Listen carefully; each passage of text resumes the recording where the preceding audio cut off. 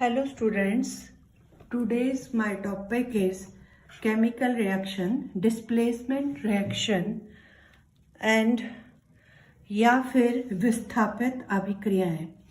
इसमें क्या है, Zn प्लस कॉपर सल्फेट ये बनाता है copper sulphate, zinc sulphate plus copper.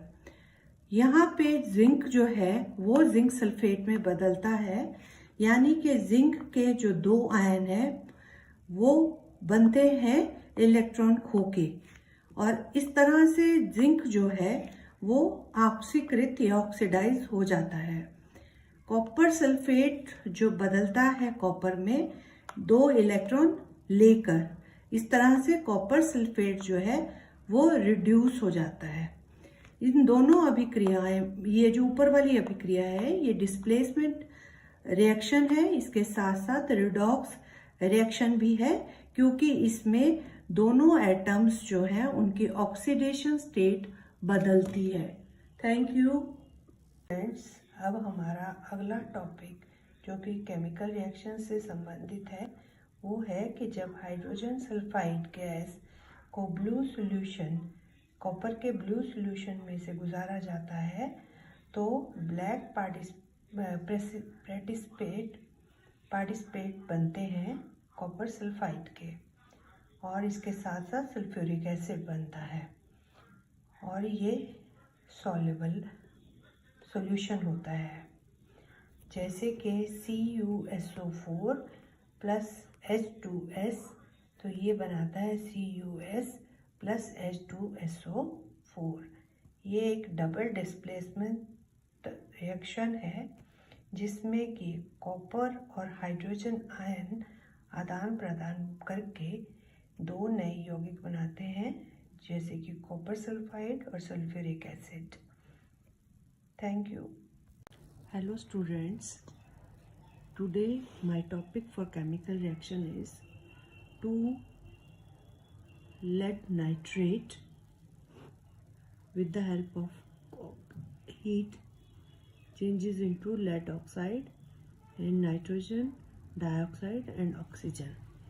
इस तरह से ब्राउन गैस जो है वो पैदा होती है जिसका नाम है नाइट्रोजन डाइऑक्साइड।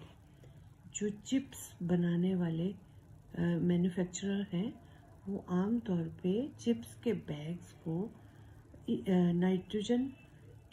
नाइट्रोजन गैस में से गुजारते हैं, क्योंकि जो एटमॉस्फेरिक ऑक्सीजन है वो चिप्स के साथ अभिक्रिया करके उसके कलर और उसके स्वाद को बदल सकती है। इसलिए उसका कांटेक्ट हवा के साथ रोकने के लिए इन चिप्स को के ऊपर से नाइट्रोजन गैस को गुजारा जाता है ताकि वो ऑक्सीजन को प्रिवेंट कर सके, ऑक्सीडेशन को रोक सके। Please like and subscribe. My today's topic is chemical equation respiration. मतलब कि केमिकल इक्वेशन है रेस्पिरेशन के लिए C6H12O6 aqua and 6 + 6O2 G, ये देता है 6CO2 + 6H2O plus energy. The glucose produced in our body during digestion combine with oxygen in the cells of our body and provide energy. Thus, respiration is an exothermic process because energy is produced during this process.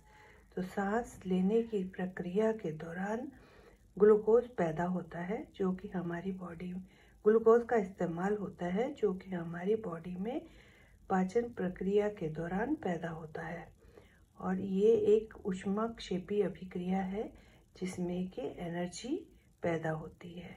Thank you. Hello students, हमारा आज का topic है corrosion या जंग लगना। किस तरह से जंग लगता है? जब रिफाइंड मेटल या लोहा जो है वो ऑक्सीजन के साथ अभिक्रिया करता है तो स्टेबल कंपाउंड बनाता है जिसे हम ऑक्साइड कहते हैं। और इस स्थिति में हम लोग जहाँ बात कर रहे हैं यहाँ पर हम जंग की बात कर रहे हैं, कोरोजन। और ये आमतौर पर मेटल जो है वो धीरे धीरे ख़राब होता जाता है इस जंग की वजह से, जैसे कि लोहे को जंग लगना। धातु जमा ऑक्सीजन ये हमें स्थायी यौगिक देता है और इस प्रक्रिया के दौरान धातु धीरे धीरे नष्ट होती है। उदाहरणतः लोहे को जंग लगना, जैसे कि 4Fe + 3O2 ये देता है 2Fe2O3, यानी कि आयरन ऑक्साइड बनाता है। एटॉमिक नंबर आयरन का होता है 26। इसकी इलेक्ट्रॉनिक कॉन्फ़िगरेशन है IS2S2 2p6 3s2 3p6 4s2 3d6।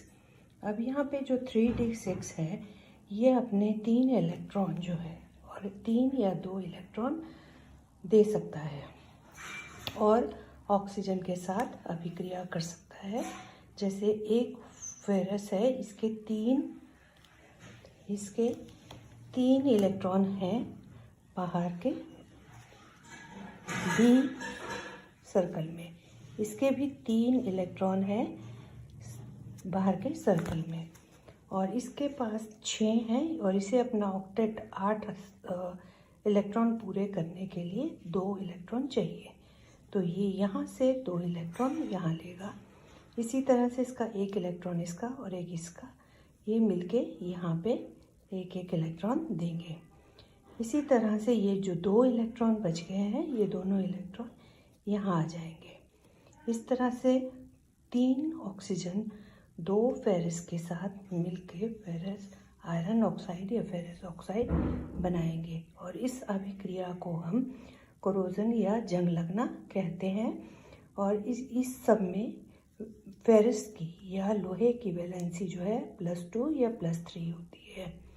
ये इसकी स्थिति के ऊपर निर्भर करता है। Thank you.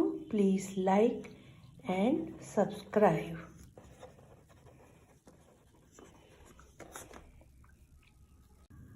Hello students, today's my topic is easy science tips chemical reaction CaO plus H2O CaOH2। ये है कॉम्बिनेशन रिएक्शन, मतलब संयोजक अभिक्रिया जिसमें 2 यौगिक आपस में मिलके एक नया यौगिक बनाते हैं। दूसरा है BaCl2 plus Al2SO4 2AlCl2 plus BaSO4। ये है प्रेसिपिटेशन रिएक्शन या डबल डिस्प्लेसमेंट रिएक्शन, मीन्स द्विविस्थापित अभिक्रिया, मतलब 2 जो यौगिक हैं वो अपने इलेक्ट्रॉन्स या प्रोटॉन्स को आपस में एक्सचेंज करते हैं। और तीसरा है 2FeSO4 गर्म करने पर F2O3 plus SO2 plus SO3 देते हैं। ये है थर्मल डिकम्पोजिशन रिएक्शन या विघटन अभिक्रिया। Thank you students.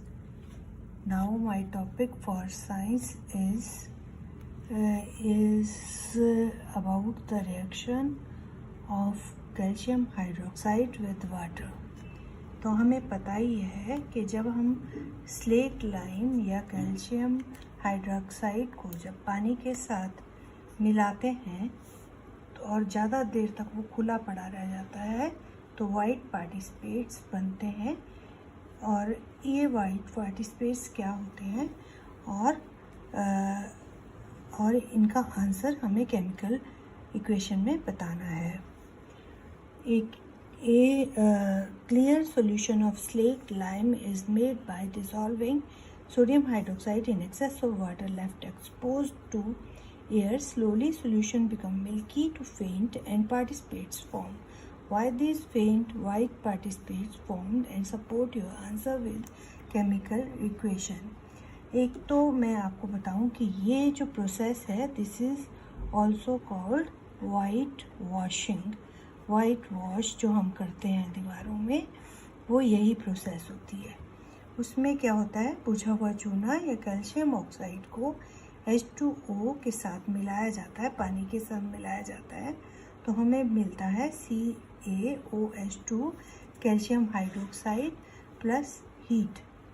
और उसके बाद यही कैल्शियम हाइड्रोक्साइड अगर हम खुला छोड़ देते हैं बाहर, तो ये कार्बन डाइऑक्साइड के साथ रिएक्ट करके यहाँ वाइट पार्टिसिपेट्स बनाता है, प्रेसिपिटेट्स बनाता है। और यही वाइट प्रेसिपिटेट्स वाइट वॉश होते हैं, जो हमारी दीवारों के ऊपर हमारी दीवारों को चमकाते हैं। Thank you, have a nice day. Hello students, today's my topic is chemical equation, and here are important tips to score high by PG Academy. Silver bromide exposed to sunlight, कि सिल्वर ब्रोमाइड जब sunlight को expose होता है या धूप में रखा जाता है, तो इससे सिल्वर और ब्रोमीन बनते हैं। सिल्वर ब्रोमाइड, ये सिल्वर और bromine reddish brown vapours, and this is photo composition reaction. Next is when electricity pass through acidified water, जब पानी में से बिजली गुजारी जाती है तो बनता है हाइड्रोजन और ऑक्सीजन, और ये इलेक्ट्रोलाइट डिकम्पोजिशन रिएक्शन है। Thank you.